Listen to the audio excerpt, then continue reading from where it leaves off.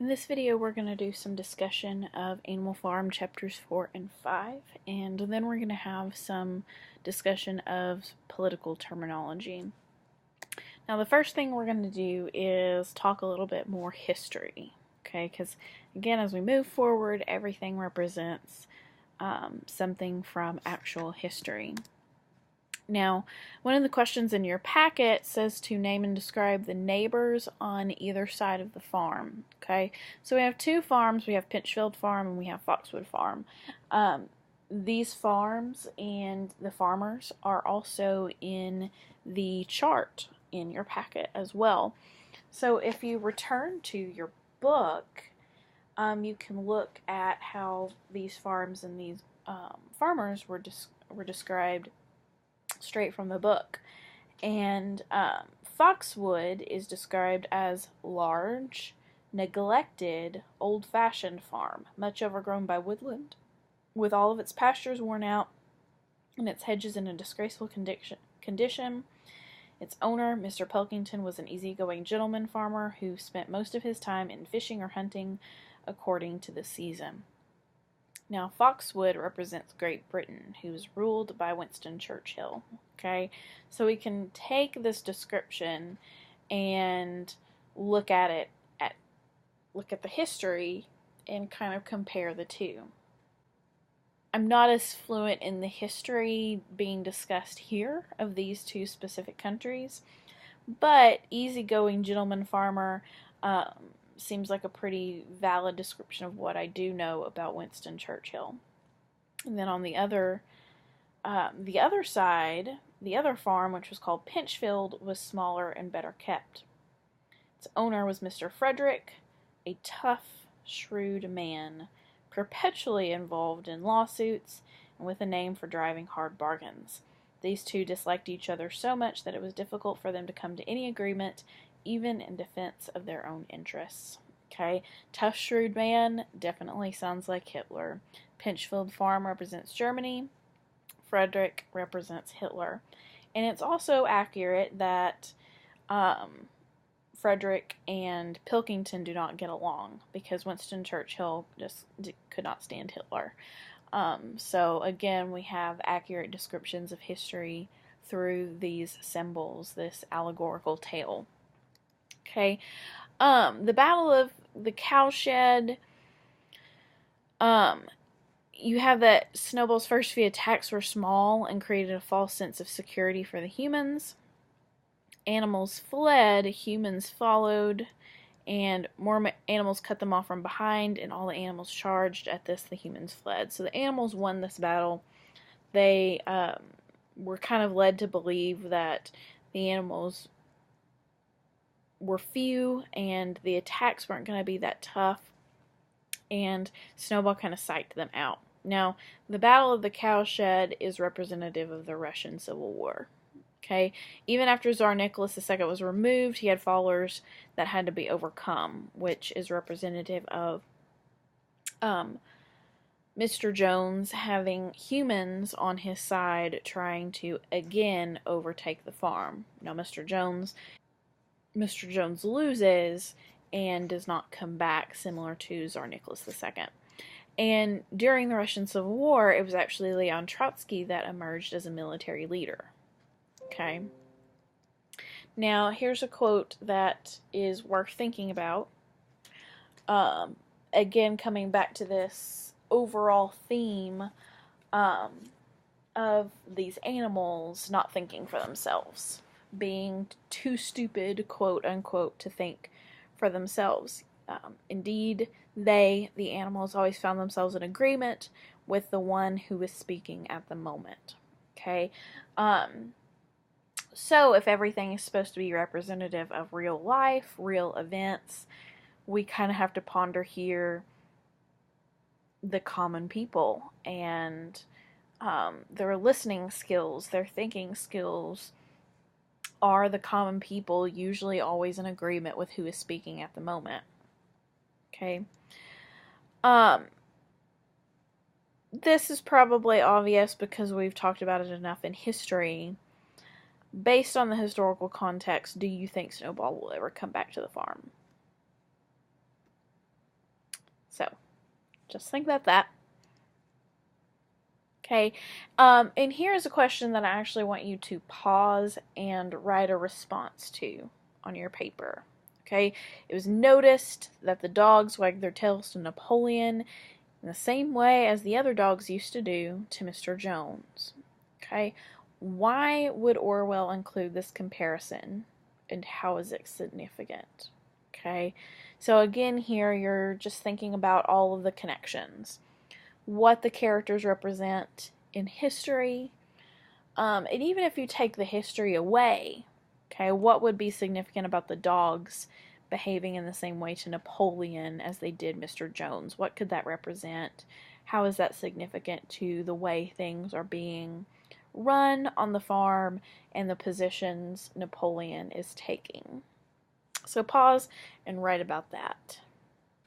Now, the next thing I want to look at this point in the novel is some political vocabulary. There's a lot of terms that we've already been using, but I want us to just kind of pause for a moment and really think about what these different things mean in the novel and in the real world. Most of these will be review, at least in some way. You've heard them before, whether in history or in discussion of this novel. But it's kind of just a moment to pause and reflect on these different types of political policies. Okay, so the first one is capitalism, which we do not see in our novel at all, but it's kind of the way we can compare because it's what we know, because we live in the United States, which is a capitalist society. Capitalism is an economic system in which investment and ownership of the means of production, distribution, and exchange of wealth is made and maintained chiefly by private individuals or corporations. Okay, these are the dictionary definitions, which means you kind of have to unpack them a little bit.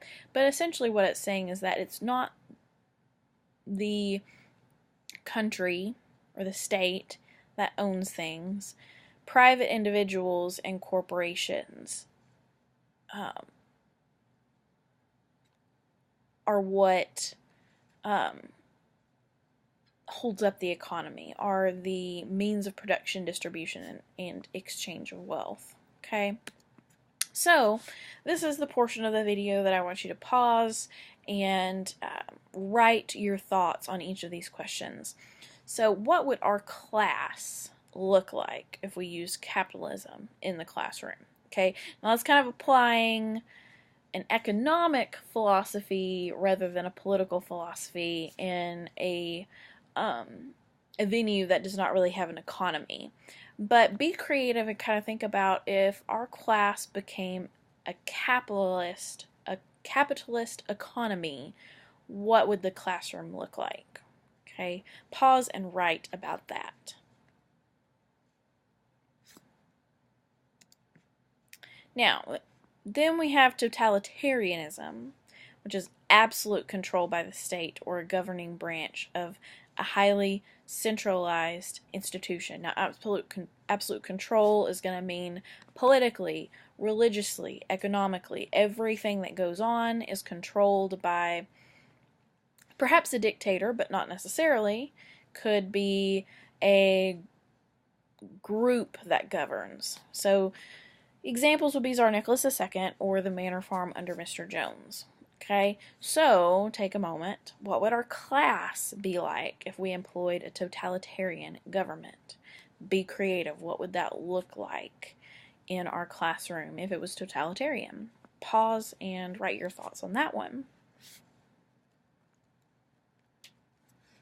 Okay, now we have socialism. Socialism is a theory or system of social organization that advocates the vesting of the ownership and control of the means of production and distribution of capital, land, etc., to the community as a whole. So not to individuals or corporations, not to a specific governing person or group.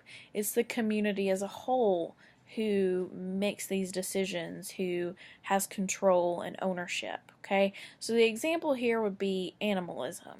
Okay, the idea that everyone does what they can, gets what they need, owns the farm. Okay, now again, what would our class be like, look like? What would we do if we employed a socialist philosophy? Okay, be creative. Go back to the definition. What would this look like? Pause and write your thoughts. Okay, then we have communism. Now, the interesting thing about communism is if you just go to dictionary.com, there's two definitions. The first is a theory or system of social organization based on the holding of all property in common, actual ownership being ascribed to the community as a whole or to the state. That sounds like socialism. Just straight up, it sounds like socialism, with the exception of or to the state. Now then, you have this definition: a system of social organization in which all economic and social activity is controlled by a totalitarian state dominated by a single and self-perpetuating political party. Sounds a lot harsher, okay? Sounds like what we know of as communism, okay? Those are really two very different definitions, okay? Why do you think that two such very different definitions would be posed? Okay, now again, pause and think about that. Why would there be these two very different definitions?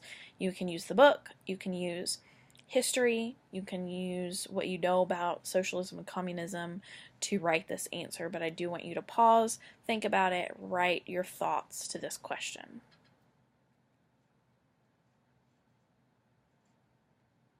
Okay, socialism is the ideal. Everything belongs to the community. Communism is generally what happens when socialism is put into practice.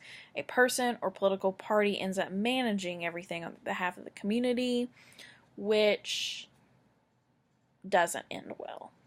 Okay? Now, what would our class look like if we used a communist form of government? Now, you may have kind of gotten here when you wrote about socialism, but think about just communism. What would our class look like if we used a communist form of government? Again, pause, write your thoughts on that. And kind of the overarching question here to think about is, how do you want to be governed? Okay, you learn about politics in history. You learn about it in novels, and it's something worth thinking about. How do you want to be governed?